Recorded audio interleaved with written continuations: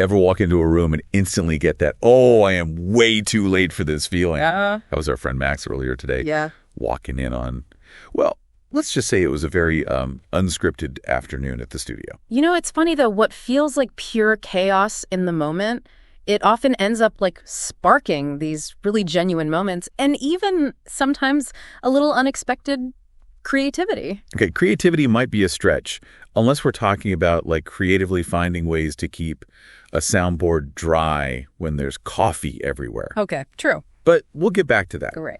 This is about what happens when, honestly, we hit record and, well, things go a little sideways, which happens more than we'd like to admit.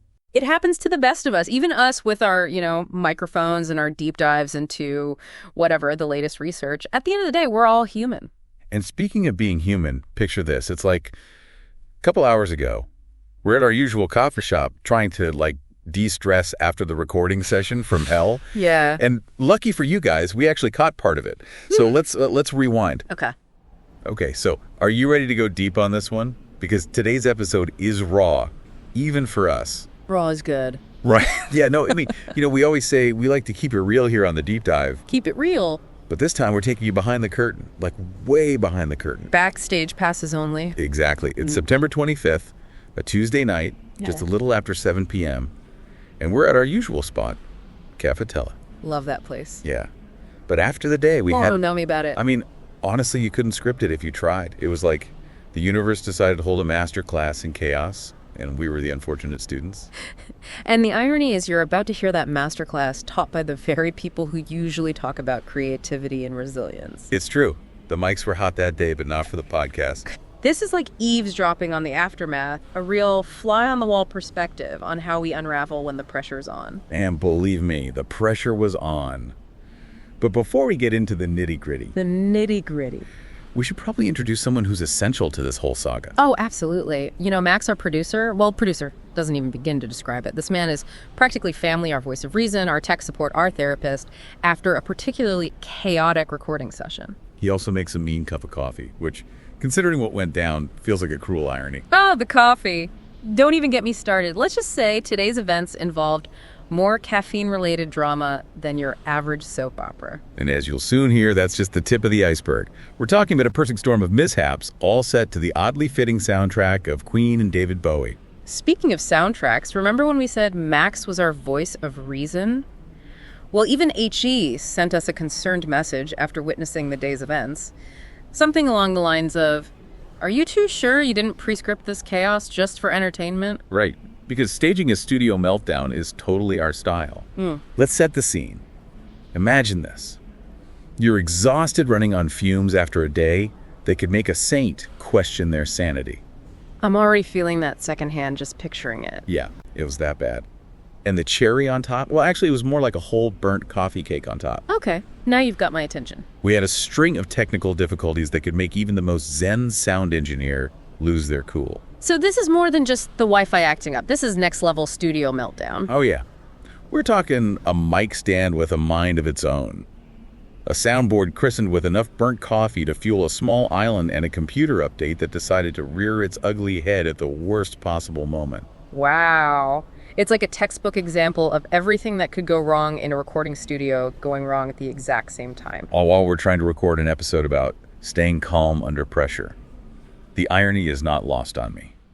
It's early afternoon, the studio is set, microphones are tested, and we're riding that wave of pre-recording energy. Fueled by... You guessed it. Copious amounts of coffee. Which, as any seasoned podcaster will tell you, is both a blessing and a curse. Essential for that get-up-and-go energy, but handle with care. Especially when you're within a 5-foot radius of expensive audio equipment. And let's just say on this particular day, grace and spatial awareness decided to take a little vacation. It started innocently enough. Full of that nervous energy he always gets before we hit record. Reaches for his microphone. And I swear it was like something out of a cartoon. The microphone's stand, this heavy-duty metal thing, decides to take on a life of his own. The arm just swings free, completely detaches and goes flying across the room. I'm talking inches from a vintage vinyl collection, folks. Thankfully, his reflexes are quicker than his ability to over-caffeinate. He dodged that metal projectile like a pro wrestler. And for a second, we just stared at each other, hearts pounding, before bursting into laughter. That's the thing about live recording. And we're not just talking about podcasting here. Think live music theater, even those big presentations you might have at work. You can plan every detail rehearse until you're blue in the face. But there's always that element of the unknown. And sometimes that unknown comes in the form of a rogue microphone stand. Or as fate would have it, a tidal wave of freshly brewed coffee. Ah, yes, the infamous coffee incident of 2024.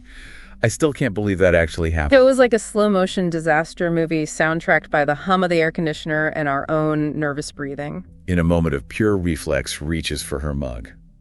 The one filled to the brim with steaming hot, definitely not soundboard-friendly coffee. And you know what happens next. The mug tips. Time seems to stop. Like a cascade of dark roast. A veritable tsunami of caffeine erupts over the soundboard. You know, the thing that controls literally every aspect of our recording.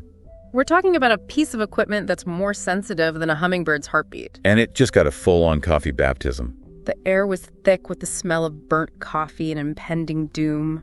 We froze, staring at the steaming wreckage of our recording session.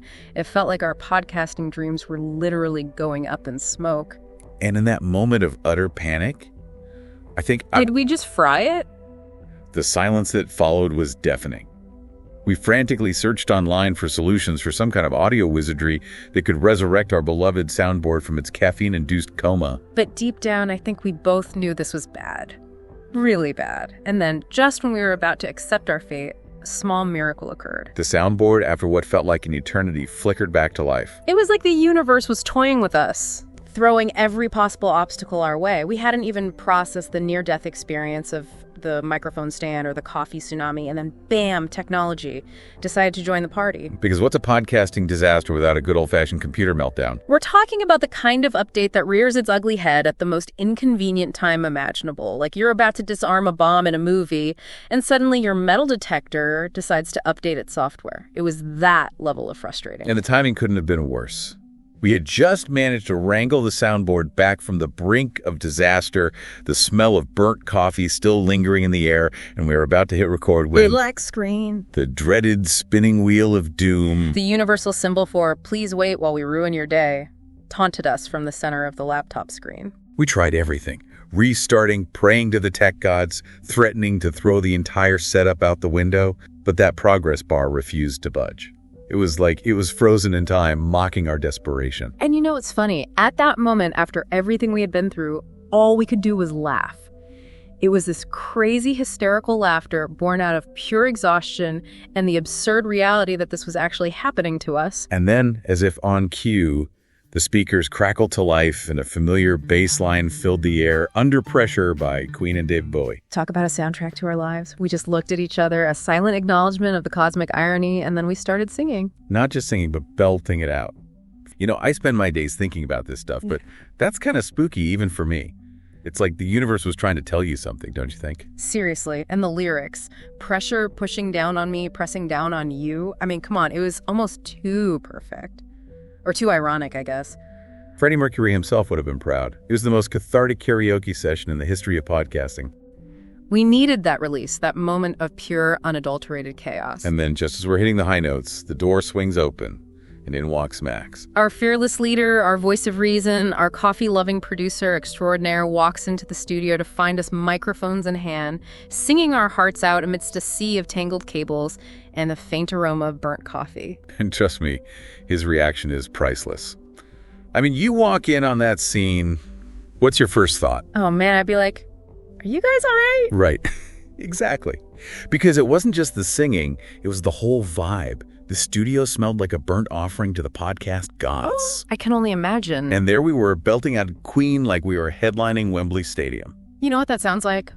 A good time, actually. It's funny you say that because in a weird way it was like in that moment of pure absurdity, all the stress just kind of melted away. There's something to be said for embracing the chaos, right? Totally. And Max, he just gets it. Well, he has been with us since the beginning. He's seen it all. Oh, yeah.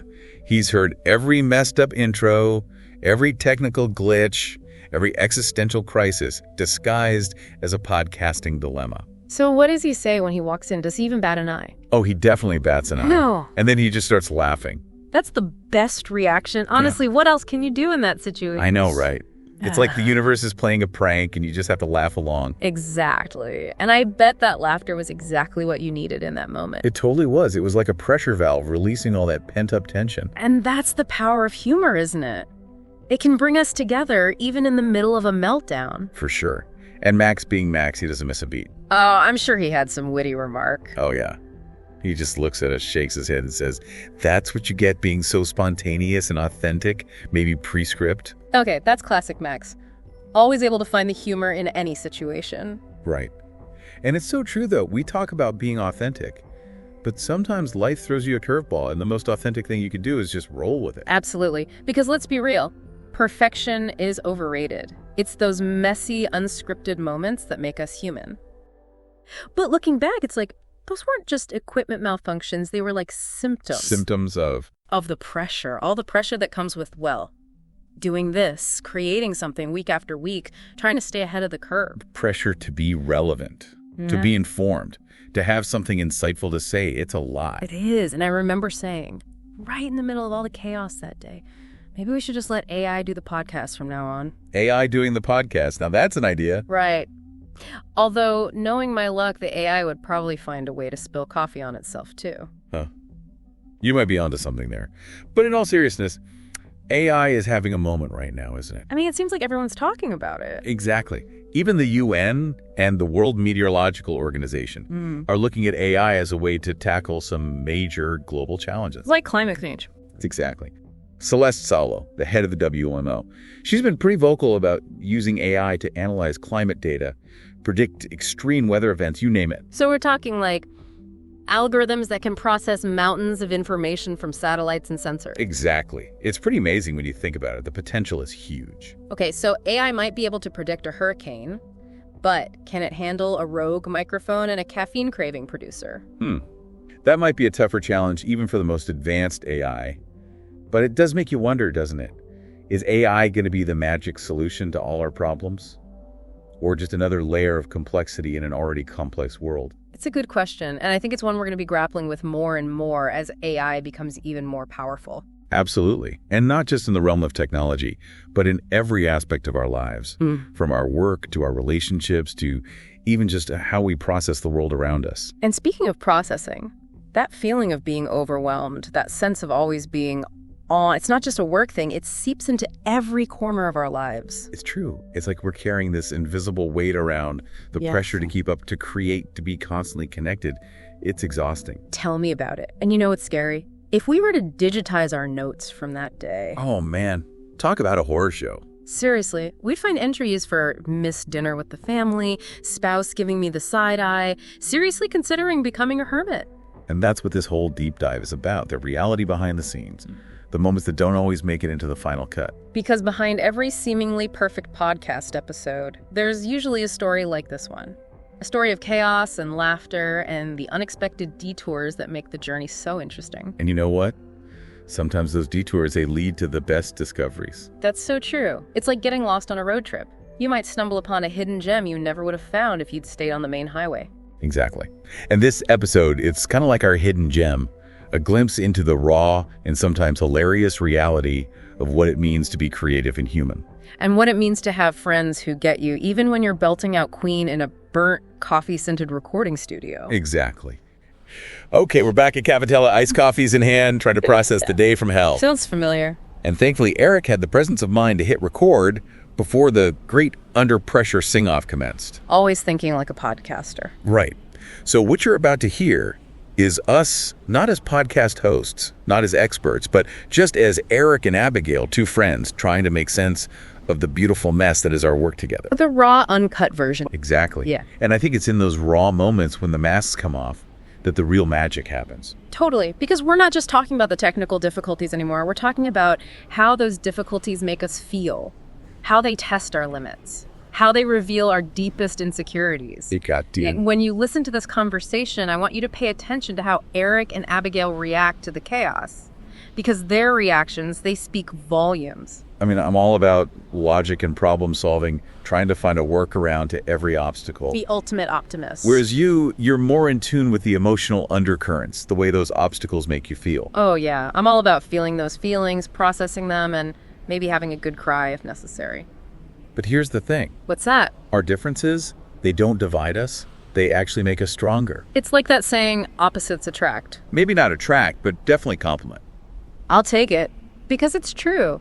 Think about any successful partnership, any dynamic duo. They always have that yin and yang, that push and pull that keeps things interesting. And more importantly, it keeps things moving forward. Exactly. Because when you have two people who approach challenges from completely different angles, you're bound to find a more creative solution. It's like that whole two heads are better than one thing, but on steroids. And the best part is you learn from each other. Totally. I mean, I've definitely picked up a few of your stress-busting techniques along the way.